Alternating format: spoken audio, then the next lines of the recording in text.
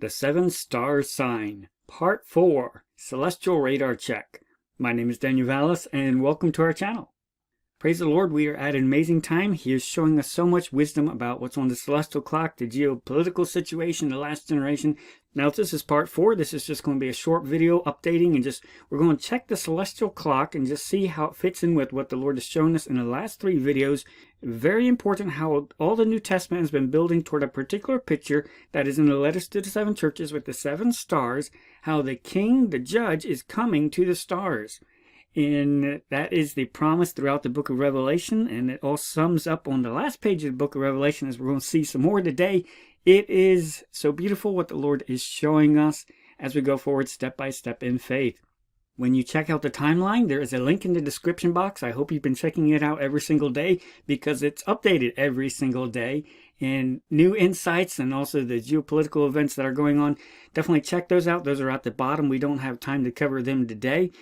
But if you've been watching the news lately, you've noticed that the International Court of Justice has been in the news a lot, as well as the International Criminal Court, the ICC. There's a lot that's in the news about judges and courts and world courts, especially tied to the UN Security Council, the events that are going on in the Middle East with Israel as well.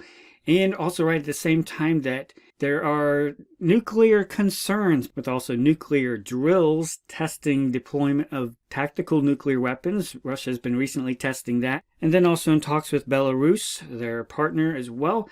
Then Ukraine's also been having some drone attacks and attempted attacks on Russia's nuclear warning radar arrays, which is also very troubling. And there's a certain picture where we could see some plausible scenarios for the sun destruction coming up here pretty soon too.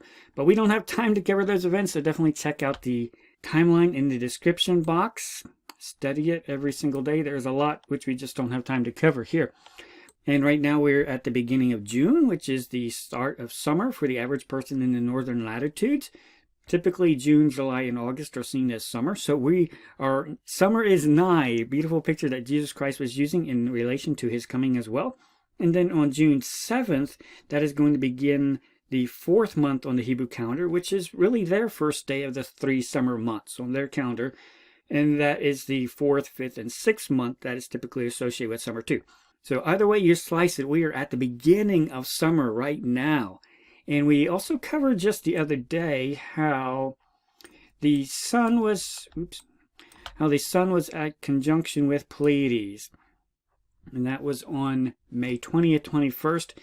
And so that was typically seen back at the time of Christ as the start of summer's brighter day, when the summer days were getting brighter and brighter, and you could really tell that it was summer.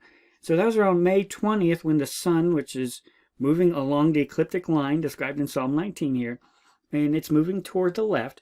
So on May 20th, it was in conjunction in line with Pleiades. So when we just back out a bit, that was here just a few days before the start of summer, and then also before the Hebrew start of summer. So we are right at a window with multiple things on the celestial clock and just the meteorological summer approaching, and understanding that summer is nigh, which is the right time where we should be expecting our redemption as well. So many pictures coming together. Another picture we looked at, though, was on May 18th, right here. That was when the sun was in conjunction with Jupiter. It was passing Jupiter. The sun was moving along the line and just past the spot where Jupiter was. So they were in conjunction. They were in line with each other. You couldn't see Jupiter because it was blotted out by the sun. But the sun has been going forward. It's now in Taurus at the beginning of June, which means it's moving away from Jupiter. Jupiter moves very slow, which means as the sun moves toward the left, everything that's on the right will be rising before the sun in the morning because it's on the right of the sun. But we're seeing a very important picture come together also on the celestial clock in just a few days on June the 4th. Just a few days. And that is when Jupiter is going to be right near Pleiades, pretty much right next to it in line, along the line. So it really hasn't strayed away from the picture. We're still looking at the 7-star sign. Again, because Jupiter moves so slow, it's in this whole relative area. And that picture is very strong. That's in the book of Revelation all the way through, from the very first few chapters, which the letters to the 7 churches, all the way to the end, as we're going to see today too. So this picture is so powerful right now. But on June 4th, that is when Jupiter is going to be starting to rise as a morning star. which should remind you of something on the last page of the Bible. But it's also going to be in conjunction with the planet Mercury. Mercury is going to be right in line with Jupiter too, just because it's one of the fastest moving visible planets. So it's often been equated as a messenger, called the messenger. And Jupiter is often called the king planet because it is the star that dominates the night. And so in our last few videos, we covered how the time period between approximately May 16th through May 30th, that is when Jupiter was going to be at Pleiades, right in line with it. So it's going to be moving pretty much right through this area in relation to Pleiades. But it's still going to be in the general area for quite a while, moving toward the left as well too. So in just a few days, it's going to be right here just beyond Pleiades, rising as a morning star, but also in line with the messenger. Let's take a look at Stellarium. Okay, you're looking at June 1st, and just a few hours before sunrise, the constellation Aries will be rising. And as we just go forward, as the sun rises, the constellations, the celestial line will be moving toward the right, while the sun technically is moving toward the left, but it's moving so slow you don't notice it. But this is important as we reach just the crack of dawn. Again, you'll be able to see the moon, Mars, Mercury, and Jupiter. Let's just on the horizon looking toward the east. Let's zoom in a bit here so you can see it a little bit better. You will barely be able to see Jupiter. This is just when it's starting to be seen technically. If you were on the ocean, you'd probably have a much better view of it. But Jupiter is going to start rising as the morning star because, let me just turn off the ground so you can see, the sun is moving that way over time. So it's moving away from Jupiter. So as it keeps moving farther and farther away, you'll be able to see Jupiter more and more in the morning. So that's what we're looking for. Around June 1st, Venus is over here near the sun, so you can't see it. But Jupiter will be rising as the morning star because you'll be able to see it shortly before the sun rises. Now, as the days go forward, you'll start to see that you'll see it more and more. Jupiter will be in conjunction with Mercury on June 4th. But if we go forward a few more days, you can see that Mercury is moving away from Jupiter and is moving closer toward the sun. So Mercury is only going to be in the vicinity of Jupiter for a few days. And this is important, as we'll see, because Mercury is seen as a messenger. So messenger and the king, and they were together on the 4th. Right here in close conjunction, right while Jupiter is rising as the morning star, right with the messenger. Okay, so we go forward a couple more days, and Mercury is going away, but Jupiter is rising as a morning star. You'll see it a little bit more and more. And probably about the end of next week, you'll be able to really see it better because you'll have a few more minutes before sunrise where it's getting darker and darker. Here, you'll be able to see it's still pretty close to Pleiades. It's right in the same vicinity. So it really, story-wise, hasn't gone anywhere. And if we just go forward, let's go forward about 2 weeks into June, just so you can really see. Even 2 weeks into June, it will still be right in the vicinity of Pleiades, the 7 stars which are mentioned in the book of Revelation. Still very close in the area. But also remember, Jupiter will be the morning star. And 2 weeks into June, definitely, you'll be able to see it a good number of minutes before the sun rises. Because you'll have more and more time as the days go forward, the sun's going to get further and further away from Jupiter. So it gets darker and darker around Jupiter. So again, we can see just even 2 weeks ahead, the story is still very, very strong. But let's back up a little bit to where we are now. And so let's go back to the 4th. There we go. Okay, so on the 4th of next week, Jupiter's almost still going to be right in line with Pleiades, still right in the same area, but Jupiter's going to be in conjunction with it, which means it's going to be right next to it. Right there. And if you had a really good view, like you're out on a ocean boat somewhere, you might be able to see that as well too. So some amateur astronomers might catch that picture, but they'll have to have a very ideal picture. We do know, though, on the celestial clock that this is happening. And so this was important because in the book of Revelation, we see these multiple pictures coming together. The emphasis on the 7 stars, Jupiter the king of righteousness, coming to the 7 stars. But we also see the account of a messenger. And this is important because in the book of Revelation, where do you see the word messenger in the book of Revelation? it's the word angel, because an angel is a messenger. And so in the book of Revelation, we'll see a particular emphasis on a messenger who's also come to the churches too, delivering the whole letters to the 7 churches. The whole crux of the letters, the whole crux of the book of Revelation is summed up when a messenger is bringing this message to the 7 churches that the king is also coming to the 7 churches too. So take note, this is a highly important celestial picture that is directly mentioned in the book of Revelation at the same time that Jupiter is what? It's the morning star. It's rising as the morning star. And Venus is not the morning star at this time, and won't be for a while because Venus is all the way down next to the sun, remember? So this is a highly important one because Jupiter, the king, is a morning star. And it's simultaneously, Jupiter is the Star of Bethlehem sign that we saw back in 2015 when we started our celestial learning journey.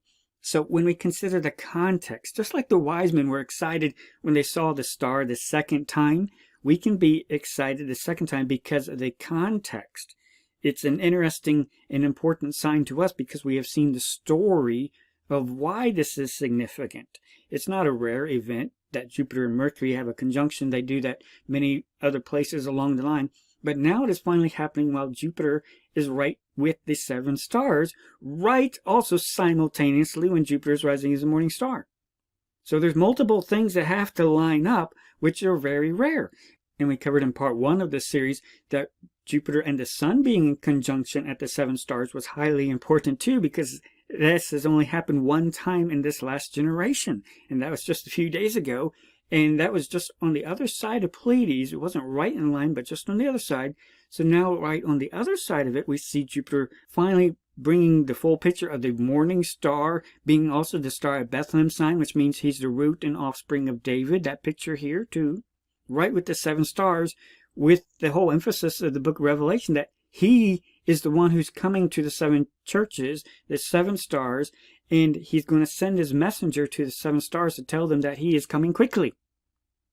So when we see the celestial sign on the celestial clock in our time and in our day, we see a reality of what is written on the last page of the Bible with our own eyes, with our own understanding, and we should be able to be filled with exceeding great joy at seeing the reality of this picture, which is right on the last page of our Bible, which, looking at the celestial learning journey that the Lord has brought us on, reminds us of the star, which is on the first page of the Bible, and now we're seeing a picture on the last page of the Bible, and he's had us recently cover everything in between.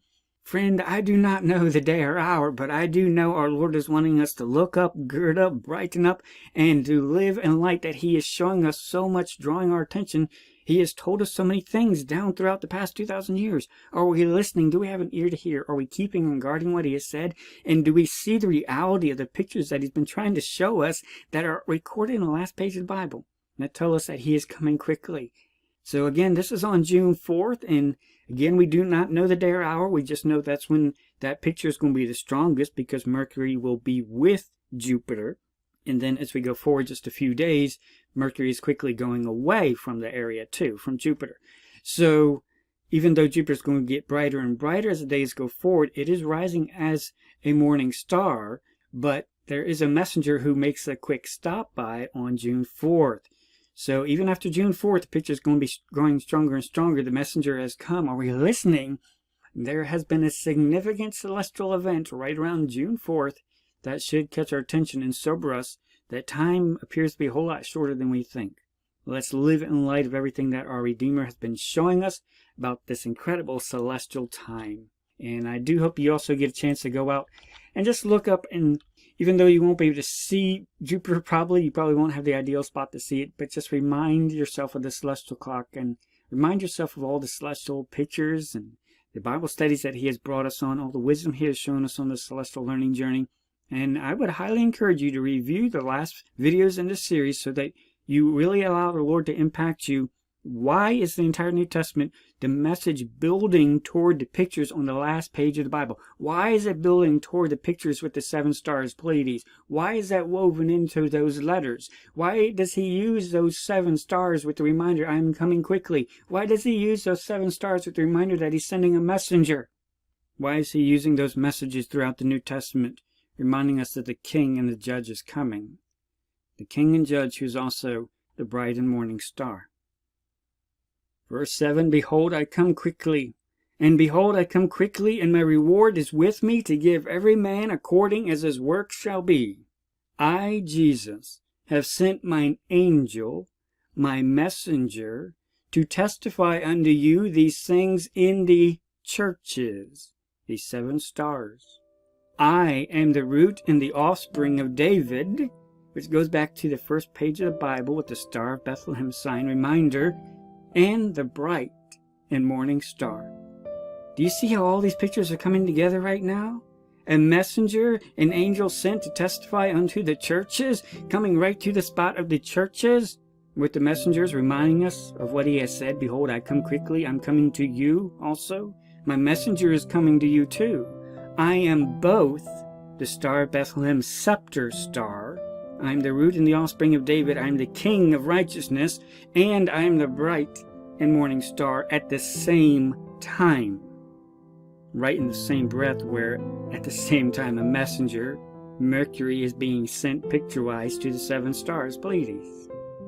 Do you see those 4 pictures in verse 16? Those 4 pictures simultaneously coming together?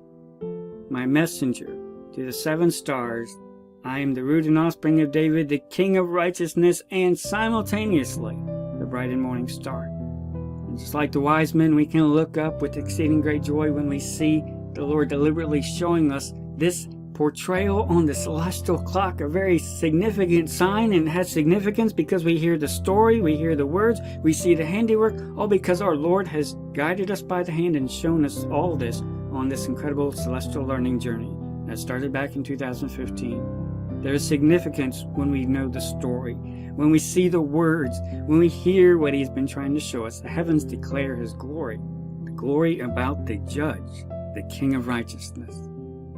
We do not know the day or hour, friend, but just like the wise men, we know that we are not that many steps away, apparently, from meeting the Messiah. So definitely download the timeline, review it every single day. Also avail yourselves with resources that our Father has also prepared for this journey, so we will be ready to stand before the King of Kings, the King of righteousness, the Judge of all the earth, striving to be found the wise and faithful servants who are drawing nigh to Him and running toward the prize. So friends, we have heard so many trumpet calls at midnight. We have seen so many celestial signs, so many things telling us the bridegroom cometh. Go ye out to meet him. So friends, let's rise up, let's trim up, let's brighten up, let's gird up, and let's go out to meet the bridegroom, hearing him, heeding and obeying him, loving him, and serving him first and highest above all else, holding fast to his words till he comes. Maranatha!